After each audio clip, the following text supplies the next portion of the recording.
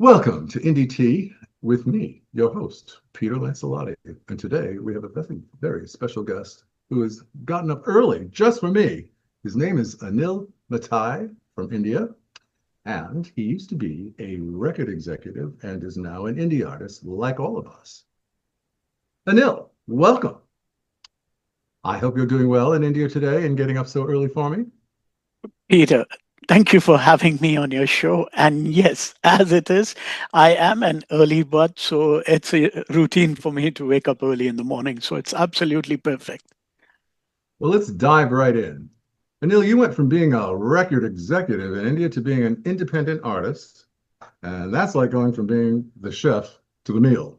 What made you jump off the corporate cliff? Well, it's been a long journey for me in terms of being in the corporate world and switching to the indie artist. It was always there in me because I used to be a DJ uh, quite early in part of my life. Which normally I never used to talk about it until I got to the corporate world.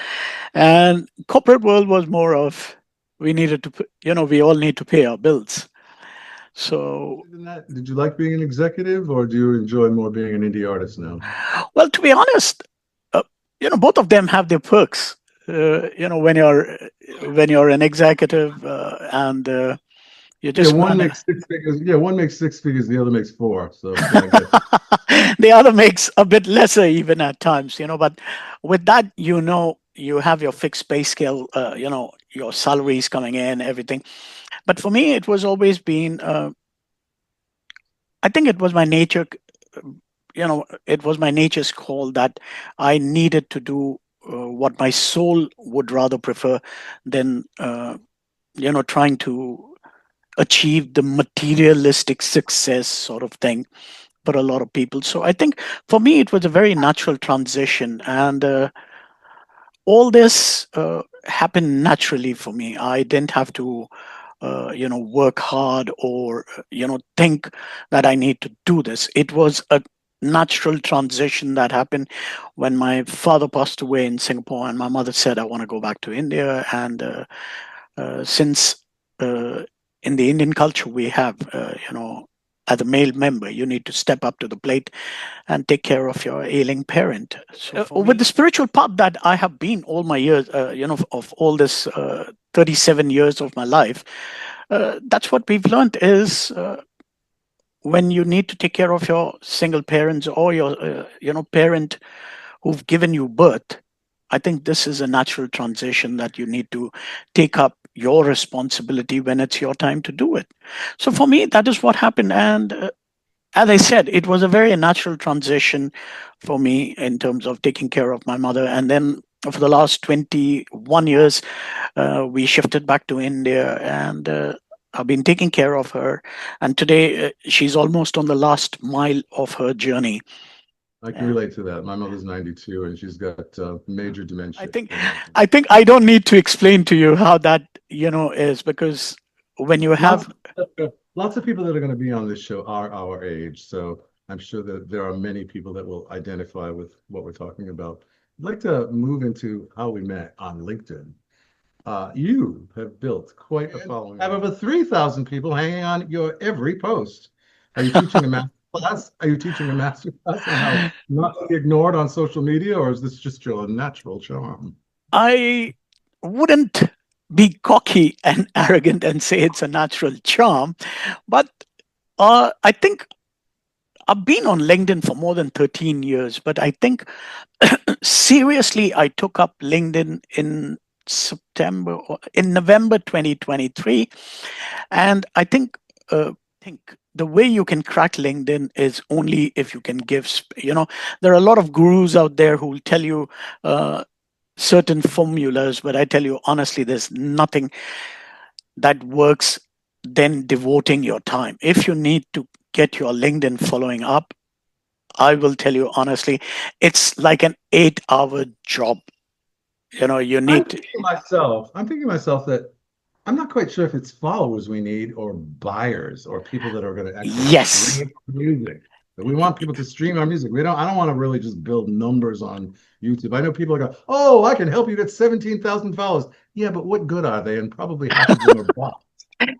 If they're not listening to what you're doing. So I would rather have organically 798 than 10,000 people who are probably not listening to what you're doing. When I started, I'll be honest, I probably didn't know, I was probably trying to, as they say, I was just trying to put the word share the spirituality. So I was not looking at the numbers. And even today, I don't. I mean, today, if you will see, I hardly have one post that comes out. And because there is a lot of other things that I am going. But you also have to understand LinkedIn is a place where I always say there is a saying that I have created. In India, I call it, we are all Gyanis. We all have so much of knowledge, but we have moments of agyanta, or, you say it. Sometimes we have our priorities misplaced. I'm still trying to decide what I want to be when I grow up. So that is the case. At LinkedIn, if you will see, everybody knows everything, and the knowledge is available. Yeah, everybody knows everything. There is nothing that you can tell people that they don't know. I find LinkedIn to be a little tough. You're one of the fun people on LinkedIn. I hardly, you've seen some of my posts. I have a really, Yes. Satirical sense of humor. And I know, I mean, like, for example, you and I, we bonded over Hinduism, Buddhism. Some of your posts are very, thought-provoking. And I love delving into that stuff. But I know, like, sometimes I've answered some of your stuff very intellectually, very lengthily, and then I'll end it with something weird like, but Anil, I do love you more than my luggage. So much. I love you too, my dear. I really love you. But you see, you have to understand, as you rightly said, even with me, I have a very close knit circle, even on LinkedIn. I might have about close to 7,800 followers, but Was that much now? Oh my God. yes, but as in terms of close knit, I have only about 5 or 6 people which I'm very closely knit to. I can, reach You out to usually get them. about 20 or 30 different, you usually get about 20 or 30 different responses from different people I've seen. I mean, Yes, I'm one of them. I know I'm one of them. I mean, you and I have really only gotten to know each other in what, about a year? So, yes, and I know that, like, well, for example, here's a question I'd like to ask you. How has your spiritual journey influenced your music? Because I mean, it sounds like you're either channeling enlightenment or you're trying to, I don't know, beat the Spotify algorithm. How do you do that? Some of your okay. posts are so thought-provoking and incredible. That's a very thought provoking question. See, I'll tell you what, in terms of music itself is spiritual. Honest. No matter what, if you're in a bad mood, if you listen to a soothing music, it will calm you down. So for me, it has always been, music has been the way you channel yourself. In terms of beating algorithm, we don't need to. I mean, this is something probably you'll find me a bit of ancient sort of thing. But if you look back at all the old saints, prophets, sages, they had so much of poetry and everything, but they were not trying to beat the algorithm or trying to put out. It We was, didn't have the internet then either. yes, exactly. We didn't have. So if you look at it from a different perspective, you know, you do your creative part, do your best, what you feel is best, and then leave it out there for people to listen. And I believe, like we always, what is meant to come your way will come. So for me, I'm not trying to beat the algorithm or anything. And I just, that's the part of my spirituality which keeps me grounded, is taking that knowledge from them, that they put out so much of books, so much of knowledge out there, and then people who are meant to find it will find it automatically. Well, there's something pretty beautiful about blending ancient wisdom and modern music creation.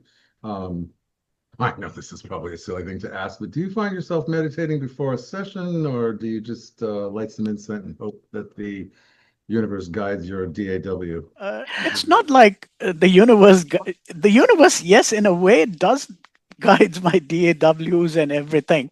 But in terms of meditating, I start my day early in the morning. I start my day like close to 4:30 in the morning a.m. in the morning, and end up like about 10:30, 11 every day. So yes, I do meditate every day. That's a part which keeps me grounded. But in terms of my music that I create, if you will look at most of the music that I've created about in the last couple of months using the technology, and it's all spiritually inclined music, because I think Your music reminds me a bit of the old New Age movement, and I know myself. I have a song that's similar. It's called "El Moria of the First Ray," which is kind of a theosophical thing. You probably heard it already, yes, but yes, I have listened to some of your stuff, and I really enjoy it. In Okay, now here's where we're going to ruffle some feathers. let's do that. Uh, you're very pro AI in music, which puts you in the brave category, depending on who you. What drew you to embracing our robot overlords instead of running and screaming? This is a very interesting question because I feel a lot of musicians out there need to listen to this. Let's face the reality. I'm still not a pro. Let me take that out.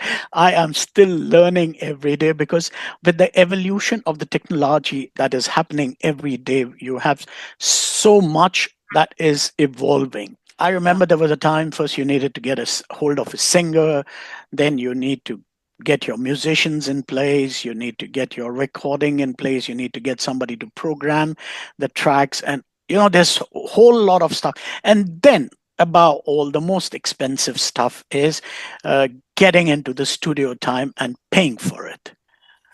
Now, when you put all that together, you're talking about, on an average, let's take a week to 10 days to get a song ready. Oh, I used to record at a 24 track studio at like what, $50 an hour or $100 an hour back in the 90s. Gee, Uh, now you can do 100 tracks right here in your living Absolutely. room. Look at what the technology has brought us to. All you need to do, you've got so much of AI available there who can creatively help you put your lyrics together. You need to come up, express your thoughts, and then it gives you one thing you don't like it, edit it out there. And, say maybe in about half an hour to 45 minutes, you've got your song lyrics ready. Now, second aspect, go to any of the AI. There are a couple of AI producers out there. I mean, softwares available out there where you just key in what you want, what given the lyrics, and boom, it produces. Now, there is one more aspect if you look at this. If you combine it with your human technology, if you are somebody who knows how to play instruments or music, you can add a bit more flavor to the music. So look I'm, at what you can create sitting in your home. I'm actually a classically trained musician, so I know a lot of people use the MIDI functions on a DAW, and they can do what I do live. And some people have asked me, like when I've done vocal music, they go, "Oh, did you use auto tune?" No, but it took me 27 takes to do So it that. becomes, if you look at it, it's so much, you have so much of control over the creativity at this point in time. And Hmm. not only that, you can churn out much faster. You don't have to rely on trying to get the dates from the studio, to get the studio time. You don't have to worry about musicians coming in time. Driving an hour to Boston to get to go to the recording studio. Yeah, I know. Well, I used to live in the East Coast, but yes, I Exactly. understand. So Because you've imagine been out for as an indie artist for how long? doing it. Yeah, even I started it in May when This yeah, this year? yeah, this year itself, because all this while, yes, I was trying to play around, see what I could do. Yes, we've done those MIDI things and, using those MIDI doors and everything. But I think the evolution of AI, where, you sit down, do your prompting, tell them what instruments you want it to use I'm it to. still learning that stuff. I mean, I'm friends with an audio engineer who just started his own audio engineering business, and oh, he's been so kind. I mean, I mean, if there's the dark ages, I'm in the prehistoric age when it comes to this stuff. He's been teaching me so many things that I would never have understood. And he's not even a millennial. He's like a, Gen Xer. I do have another question about that. Some artists act like AI is going to steal their lunch money and their Grammy nomination, but you see it differently. So can you give us a little bit more about why AI enhances rather than replaces human creativity, or should I prepare for the music apocalyptic uprising? Let's just learn from what we have seen in the past. I'll give you two examples for this. I think you and me, we come from an age where we used to initially have LPs. I remember those record players. 33, you say 33 and a third to someone, they have no idea what you're Eh, talking about. They're millennials. Okay. And then we graduated to, cassettes, audio tapes. Then we moved into the era of CDs. And then we had the LDs, and then the DVDs, and then the MP3. People Now we're back to vinyl. I hear it's coming back. exactly, we all love what it is. But on the other hand, if you look at it, people who adapted have evolved. We had to evolve. Technology is going to evolve. The blunder that Kodak did, Kodak, I mean, from the corporate world, Yeah, if you look at it, Kodak was actually the one which innovated digital camera or digital filming and everything, but they failed to adapt the digital technology. And look at it. what happened to Kodak? I'm unfamiliar with their history. Okay, you see, Kodak was more of those, your filming and everything. They were still into that rolls, cameras, and all that, and they didn't Oh, want. yeah, they had those little glass things you go by and you say, "Here, I'll get it back in an hour," right? Yeah. Yes, and and can you believe it that actually Kodak was the company which innovated or invented digital technology for digital media, for your cameras and all that. But because the company executives did not have a vision, they did not see it, they were still stuck into their main business, which they thought would do better. But if you would have seen the vision ahead, that digital was the way ahead, they would have been ahead of the curve uh, of many other companies that took over, like Sony and all these things. But they did not. So today, I would like people to learn from our mistakes. AI is not here to replace us. Let's be very clear about it. It can only enhance. And AI, people have this notion. AI is not going to come and tell you in your dream, hey, Peter or Anil, wake up. Let's create this song. No. They won't. Why not? No, Yeah, exactly. It is what your brain tells you or what you feel, what you want to create. And then you go to the AI and tell him, hey, this is what I want to create. This is what I want to do. Let's start working on it. And then it creates. So at the in the longer run, I know a lot of people will not like this. Let's learn from our past mistakes and move forward. Embrace the technology, and you can enhance your creativity much better than anybody else. having been on both sides as an executive and an artist, what's the biggest industry lie that are told to us indie artists? And And that's something we all have gone through. I mean, being on both the sides of the shoes, I remember uh, because I used to manage also a lot of artists at once upon a time. But yes, I did it very cleanly because my conscience would never allow me to lie to them. But yes, a lot of music I remember because we used to deal with a lot of music labels even at that time. And but they give you all the crap stories, Even I mean, I'll just tell you the example of the Indian industry at that time was the record label would squeeze you out like dry.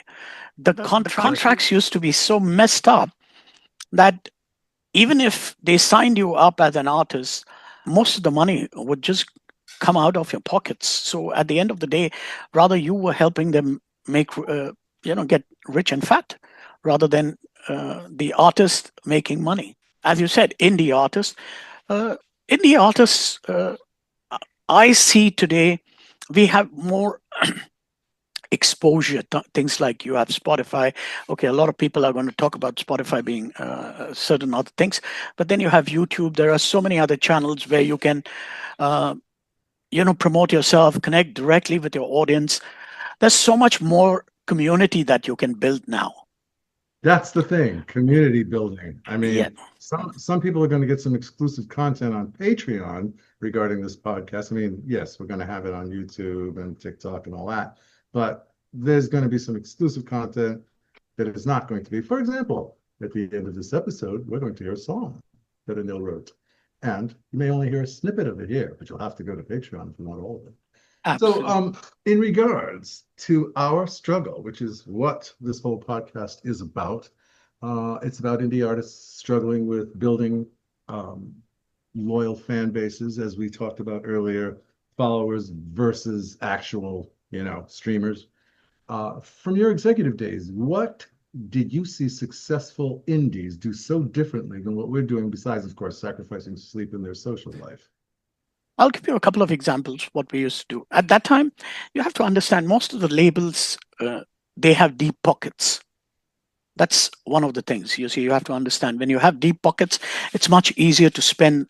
And those days, we used to do the music videos, put it out, get the sponsors in, and since the labels had big deep pockets, it was easier to spend money, that much.